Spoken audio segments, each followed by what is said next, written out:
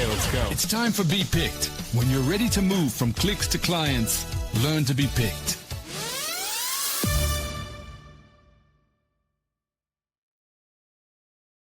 Welcome to Be Picked, the podcast for professional service providers who are looking to grow their business. Today, we have Anna Baker, and she is an Australian celebrity baby whisperer. She built her business starting in 2021 in the middle of COVID, and she's got a successful, thriving business today, and she's going to share her tips and tricks with all of us. So, Anna, welcome to the show. Well, thank you so much for having me. We're very fortunate to have you on.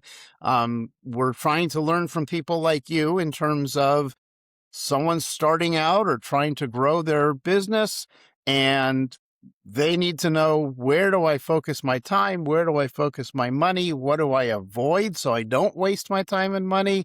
And we'd love to hear your story.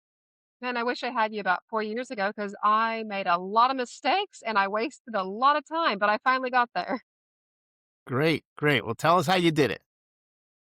Look, I think it's one of those things where it's all about taking risks, right? Like I was on a podcast recently and, she said, "What's one thing that you would have done differently?" And I think I should have started sooner, but I was too scared. I started during the middle of COVID and I had 2 kids at home. So I feel like when I first started my business, not that I wasted a year of my life without my kids, but I just felt like I sadly had to put them kind of on the back burner and I just had to jump for it, right? Mm-hmm. Um, and you, I guess my biggest problem was I'm really good at my job. I'm really good at the service that I provide. But when it comes to the business side of things, I kind of wish I had somebody to guide me. Whereas that's where I spent a lot of money making mistakes. Right. Well, let me stop you real quick and just have you clarify for the audience, what exactly is your business that you're doing? It's quite fabulous. Parents love me. So I'm a sleep consultant. So we go inside parents' house and we let them sleep. So we take over with their baby. We help put them in healthy, routines, and we really focus on mental health. So I try to say to parents, call us before there's an issue. So we want to prevent sleep deprivation. We want to help your mental health before it spirals out of control. So we Mm-hmm. are there from newborns all the way to age 8. Fantastic, fantastic. So before you got into opening this business, had you ever been in business before, or were you learning all this from scratch? Oh, look, like when I was at uni, you take some business classes, right? But when it's your own money that you're risking, like I emptied my savings account. And the hardest thing for me is, what if I empty my savings account and my kids are at the age, well, they will know if I fail. So I didn't care about if my friends and family knew, but it was more like I couldn't fail in front of my kids.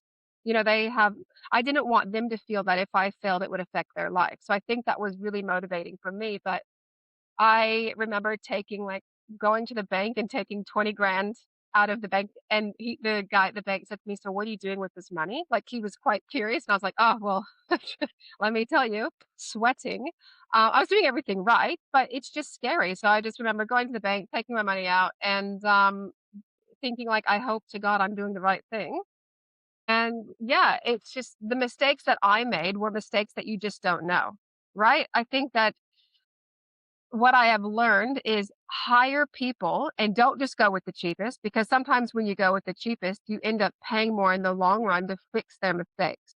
Yeah. And that is the biggest mistake. I've learned that, people will sell you everything. Well, that's why they're clearly good at their job. And then, like for instance, my biggest problem that I had was social media. I don't really know how to do TikTok and make reels. I'm okay now, but I still have people that I've hired for that. But it's like, I wish somebody would have said to me, "Anna, you need to have a marketing strategy. Anna, you need to have A, B, C, D." I didn't know any of that. Right. So I was just posting things on Instagram and I was paying for, what you can boost a post, Oh, yeah. Mm-hmm. but it wasn't actually getting to where I needed to go. But I had no problem spending the $500 a week. So, um, yeah, I think it's just coming up with a strategic plan that I wish that I would have paid somebody for. And now that I'm, 4 years into my business, now I actually have paid somebody for that plan. I have paid somebody to show me how to do A, B, C, D, and I've hired the right people and they weren't cheap. So, but they're efficient and I'm actually seeing conversion for my money. So when you talk about social media today, now that you've done all of this, are you filming your own videos? Are you hiring someone to do videos for you? How are you actually doing it? No, I've actually paid someone because my problem is I think that I've got these really great ideas. And then when you talk to people about them, it might look right from where I'm coming from, but then you're not actually hitting the audience of what they want to hear, right? So my biggest issue was I kept telling people about my service, just telling them, "You can have a night nanny, you can have a day consultant, you can have this." But people don't wanna hear about that. They want to see how does it work, and I honestly didn't think like that. I was just Hmm. getting in front of the camera and talking, but I was talking up all the wrong points. Like, my main focus is mental health, but at the time, I wasn't even talking about mental health, I was talking about what the night looks like. So, I was honestly just going down the wrong path. And when I say I've wasted money, I think I calculated with my accountant, and I probably wasted almost $19,000 on hiring different social media people that promised me the world that I ended up walking away with disaster and embarrassment. Right. You know, So, it's kind of like uh, the common mistake is exactly what you're describing, where people are describing to the listener how a parking meter works, and the mm, listener just wants to find a parking space. yep, They don't that's care right. how it works. Mm. Solve my problem. Yeah, that's right, and I also learned about, with my product, or my service, it's very emotional, right? Like, Hmm. you are going into people's houses to provide a service, and it's really raw and emotions are everywhere, mental health is at a high.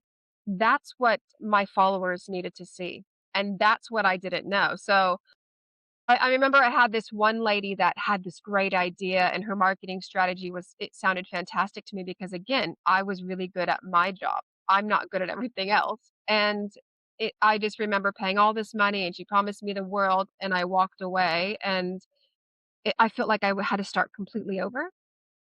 And I just think that money could have been used A, towards my kids, or B, towards something different. So I think, do your research. If I could give you any advice, do your research and find people that want to help you thrive. Right? I have learned really quickly that the people that are successful, they want to help you thrive. And also don't be around people who are slightly jealous of you because they actually don't want to see you thrive. And I've Right. also learned that as well. Right. So, so of all the things that you tried and all the things that you've done, and now you're able to kind of look back, what would you say beyond what you just shared? What would you say is the most effective thing that you've done? Meaning, is it social media? Is it networking? Is it something else? What's the most effective thing that you did?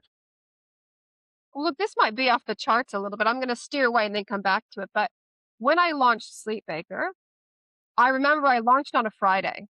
And then the Saturday I was going to the US and I had some jobs there. And when I landed from Australia to the USA, my phone didn't turn on. And I thought that's really weird.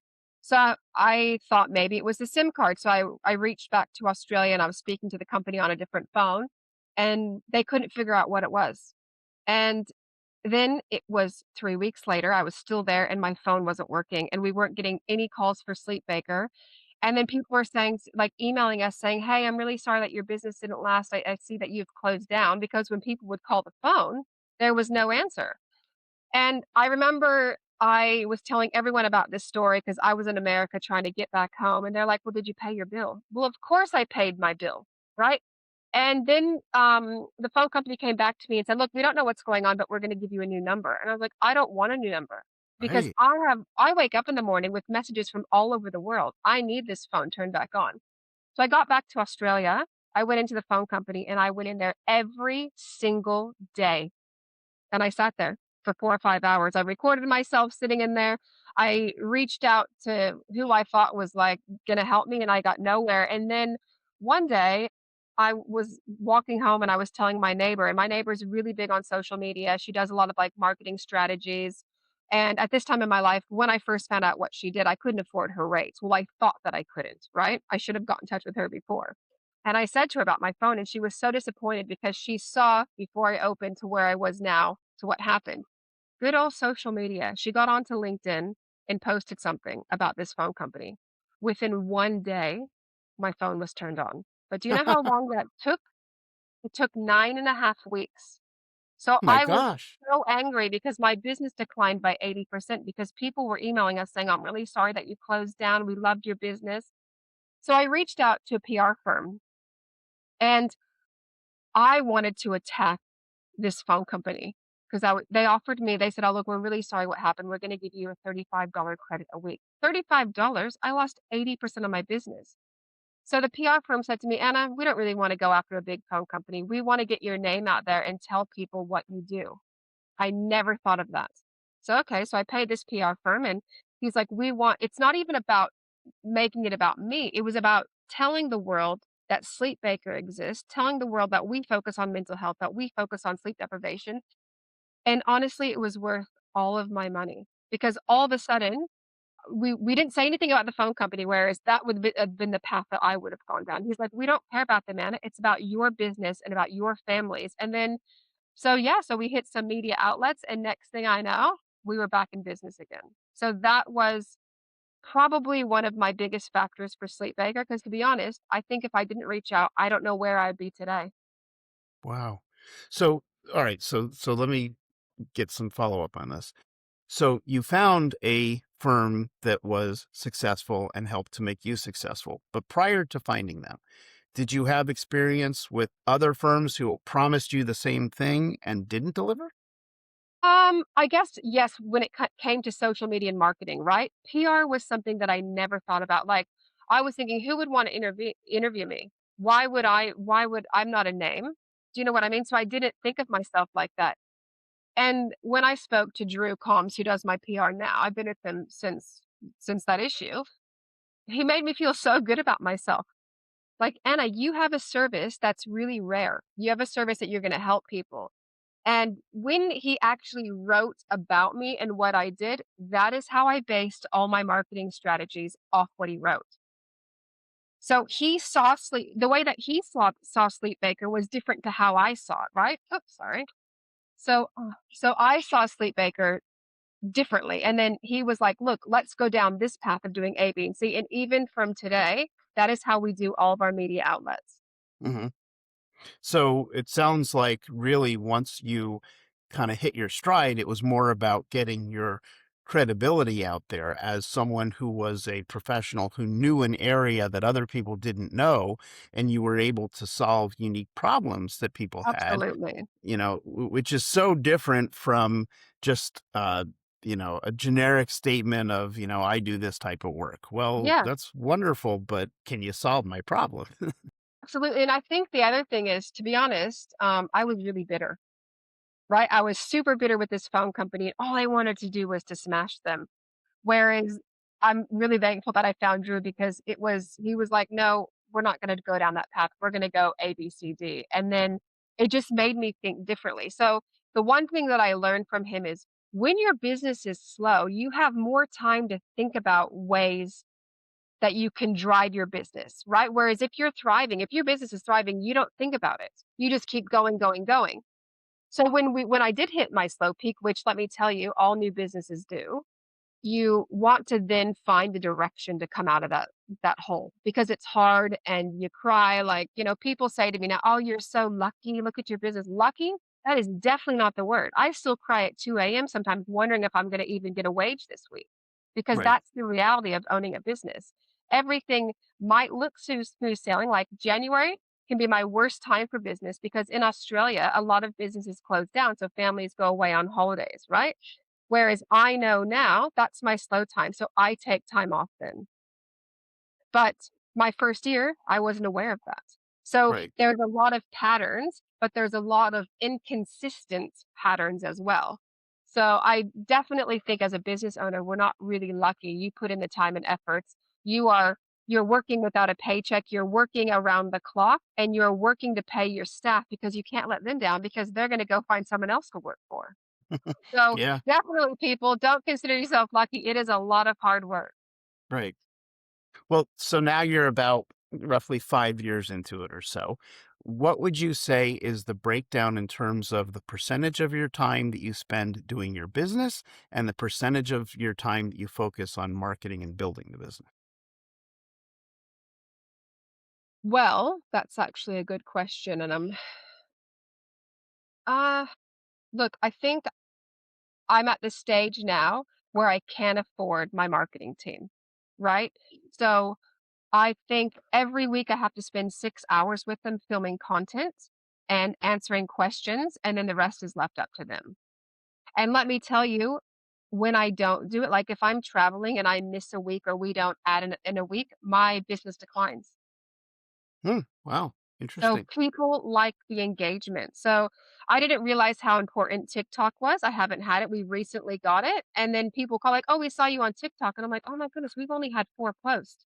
But people are calling off TikTok where I honestly thought people, I mean, I'm 39. I didn't realize how many people were on TikTok because I wasn't on it. But Hmm. yeah, it absolutely, it's the social media that people are scrolling. We are sitting there on our phones scrolling. We're not going to google.com asking questions. We're using AI now, right? Hmm. Right. So the other advice I'm finding is that I was spending all this money on Google Ads. And nowadays that's dropped because people are on either Chat GPT or AI asking questions because when my girls answer the phone, like, "Oh, how did you hear about sleep aid?" They're like, "Oh, AI."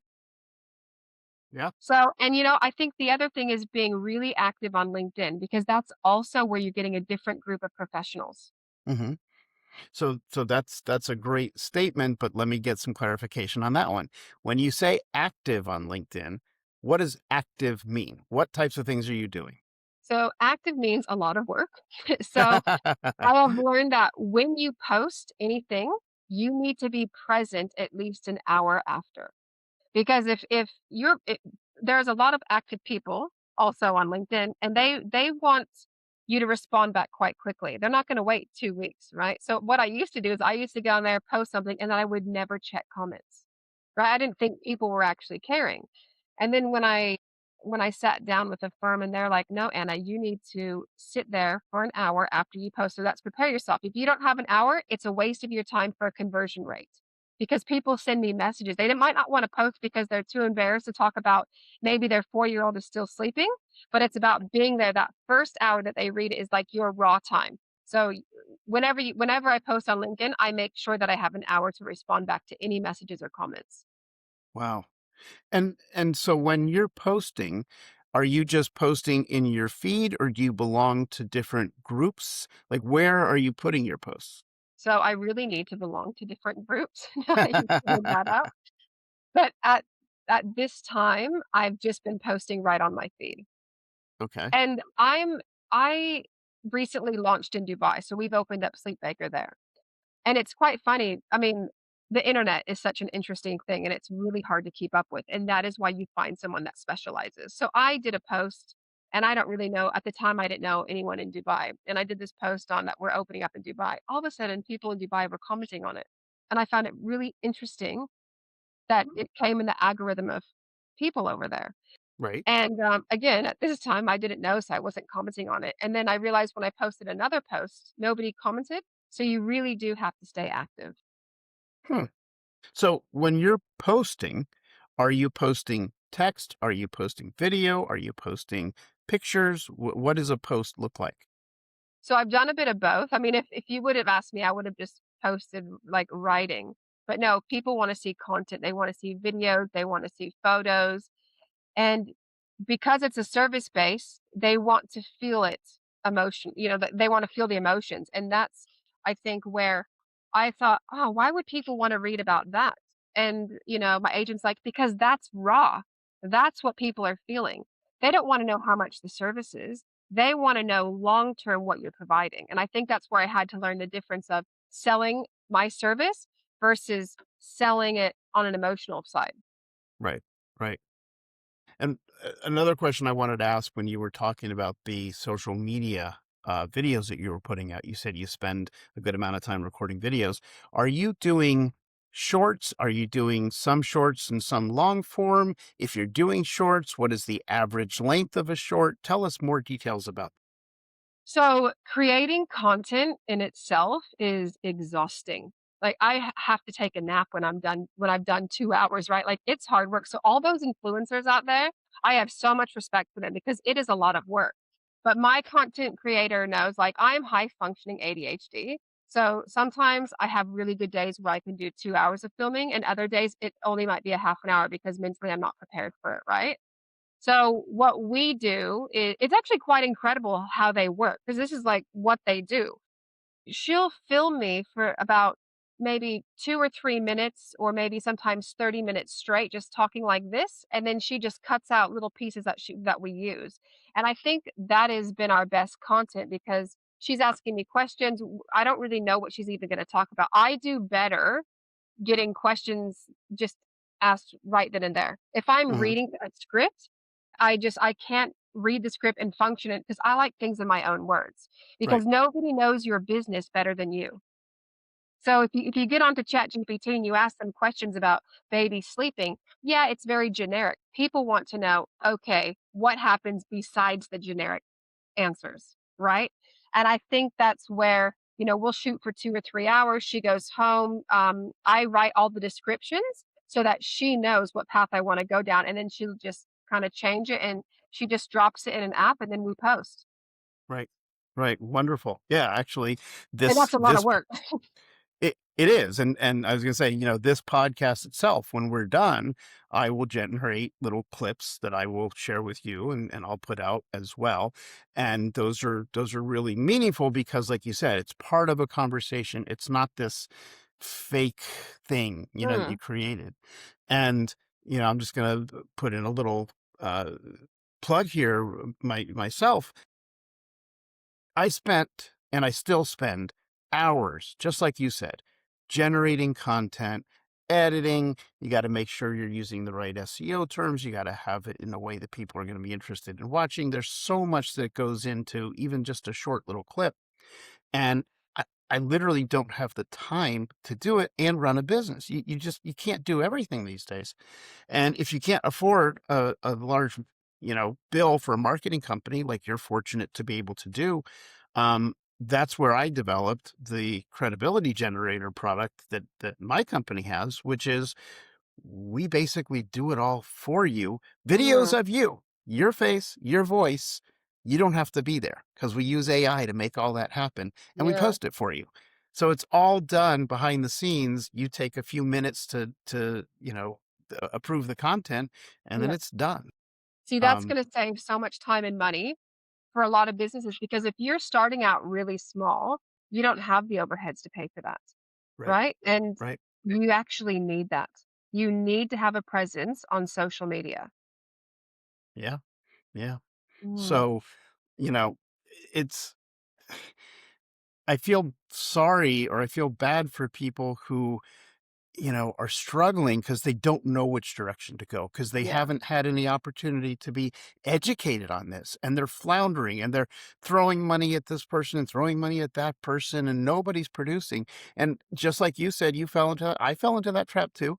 I could give you plenty of examples where I paid good money to people who promised me the world and delivered absolutely nothing. And they become And amateurs. yeah, yeah, and it's just I got to a point, it's like, I just need to do this myself, and I did, but I don't have the time to do it myself. No, It's it's it's it's it's a hard. real challenge. And you know what? I think also like small little things like find yourself a good bookkeeper. You don't need them full time. Find a contractor for 4 or 5 hours because that is going to save you in the long run of having an accountant. So it was little things like I didn't even think about that, right? Because in my mind, when you start a business, I mean, maybe this is me personally, but I already thought that I was big in terms of I was like, oh, this is going to grow overnight. Now I've got this PR agent. I'm going to have to hire A, B, C, D. So I kind of jumped the gun. Mhm. And then I was like, "Oh, actually, I can't afford this." So then I had to take a step back and realize, okay, realistically, I only need a bookkeeper for 5 hours a week, right? My biggest support now is my assistant. So I Right, I can't be the ones on the phone. I sleep during the day. So I didn't want, Sleep Baker to be closed because I was sleeping. So I hired an assistant and, she manages both Sleep Baker and Dream with Baker, our clothing line. And Also, if people know that you're working night and you're answering the phone, they'll be like, "Well, when do you sleep?" Hmm. Right? If it so I had to be like, "Oh, yeah, that's actually a really good point," because even though I wasn't tired, people are like, "Well, we want, the best version of yourself, so you should be sleeping." So that's where I was like, "Okay," so I really had to focus on my sleep, which is really funny because 'cause I'm catering to everyone else. So, Right. I basically I work from about 6 p.m. I finish work at 5 a.m. I go home, I get my kids ready for school, and then I go to sleep. Hmm. And then I wake up and I catch up on things with my assistant, or we'll do a filming day for like that 2-hour period. But it's not every single day. But I work every single night. And Yeah. right now, what's really funny is I thought to myself, as my business manager said to me, Anna, let's raise our prices. We haven't done it in 4 years. I want to have a price difference between you and your girls so that they hire your girls more. Right? Okay. So we raised my prices, and I don't know what happened, but we thought that if I raised my personal prices that people would hire the girls more. No, no. I got the most bookings that month for myself. Yeah. I and I couldn't comprehend how that happened. But when you put a value on yourself, people value you. Yes, absolutely. That is such an important lesson, and it's so misunderstood because so many times when someone is trying to build a practice, trying to get out there, and they're not getting conversion, the first thing they think, "Oh, well, let me cut my price. Let me offer Yep. a discount. Yep. Let me," and that's the wrong way to go because Do not now sell you have no yourself value. short. Yeah. Yes. Um, so it's just really hard for people to understand that because their their logical mind says, "Oh, well, if I charge less, then I'll get more customers." And it's like, well, not really. Mm. um, so that's an important piece. Um, so I'm curious of all the um, social media and other things that you've put out there to date. Is there one particular piece or one particular video or one particular thing that really stood out and made its mark for you? For during a slow time. I wasn't depressed because I'm not a depressed person. I like to find a solution. And my issue is I wanna find it now. Right, I Hmm. hate sitting at home thinking about things. I was Googling things, and I came across something on Instagram about this, business seminar that you could go to, and it was $50. You got champagne and and a lesson. And I went to about 2 or 3 of those, and it was really odd because it helped me in a different way. People were getting up there and telling about how they failed. And at that point of my life, I was like, "Oh my god, that's so embarrassing." Like, they're talking about how they failed and the mistakes that they made. But then I came home, and I feel so motivated to go off how they failed versus how I failed. And then I just feel I was able to move forward from like, it's okay to fail, but you got to pick yourself up and keep going again. So I think that even though like people are like, what, you went to these business classes, that's so tacky. They were just trying to lure you in. Absolutely. They were, oh my gosh, they called me for like 2 weeks after, like, hey, do you want to join our club? It's like $3,000. I'm like, I don't even have $500. I must say for 90 minutes of what they gave me was valuable. So if you have $50 or however much it costs to go to these things, you don't have to fully sign up, but sometimes you walk away with 2 life lessons out of there. And I remember that they were talking about, oh, how to write things out, like, it sounds tacky, in a circle, write what you'd like, what you don't like, what your goals are, and I'm not one to write things down like that. I don't write journals and things, but when I started doing it, then I started remembering it, and I Hmm. then would talk to people about that, on things that I would have never talked about, and I started talking about how I failed, and I think that also motivated me to work harder. But yeah, I Right. think the seminars are great. Even if you don't sign up, just walk away with 2 life lessons or 2 things that you can thrive with your business. Yeah. And, for me personally, I love to learn about failure because that's where the real learning comes for me. And I'm all about fail as often as I can because that's where I'm going to learn what not to do. And then I'm going to hit a home run eventually. So, to me, it's really important to understand that. And so I am curious, and I'm going to ask you, what would you say was the biggest flop that you had, and what did you learn from it? Biggest flop. I think that when I had a really good idea and I would tell my friends and family, I guess it's not jumping the gun and telling things to people, right? It's about keeping a small, tighter circle and not mentioning things until they're either done or until they're like progressing. So I'd get really excited with things and then it didn't either go down that path or we changed up and it was disappointing. Right. So I kind of learned like from a business perspective to my circle became smaller. I was with people that actually wanted to help my business and as you probably know as well, as soon as you start to have a name for yourself, people do get a bit jealous. So I found that a lot of my friends were like, "Oh, you're working all the time, it's just not all about work." And I was like, "Well, it's hard to start a business and then take a step back." Right. So my friends were all going on holidays and I couldn't come, so I found my circle becoming smaller. It just doesn't work like that for a business owner. Maybe after 5 years, you can take a step back because it's manageable, but it's just impossible. So I did lose a lot of friends. Um, and yeah, it's interesting how I felt like I had a lot of friends and my circle is smaller, but the quality is fantastic. So Right. I've got a lot of, like, networking peers, people that wanna help you. If you've got questions, I know who to call, whereas I've never had that before. I was always told, like, don't get your friends and families involved in business, but it's about finding the quality people. Right. Absolutely. But And yeah, my and biggest flop would be getting too excited and oversharing, I think I would call it. great. Great. Well, I hate to say this, but we're out of time. Talk about So for that hours. yeah, that flew by, but I really appreciate you being willing to share the lessons learned and the things that you found that helped you be successful. I'm very glad to hear that you are successful and you're expanding, and that's wonderful news. Congratulations on that. And, to those of you who are listening to the show, you can do exactly what Anna did. Um, it's hard work, like she said in the beginning. Initially, you start spending a lot of time and effort and money, and you see no return, and then you have to stick with it. And eventually, you start to get traction, and then it, picks up and snowballs from there. So, Yep, and you will cry, and you will have lots of tears, and they're gonna be happy and sad, but they're all worth it. right, right.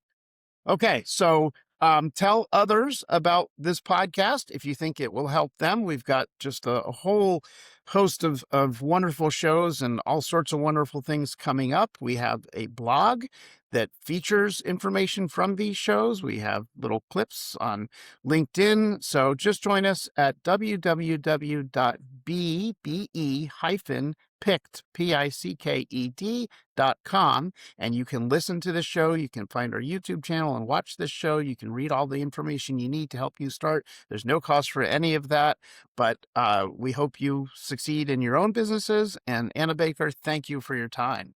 Thank you for having me. If you are enjoying this content, please like and subscribe. Thank you.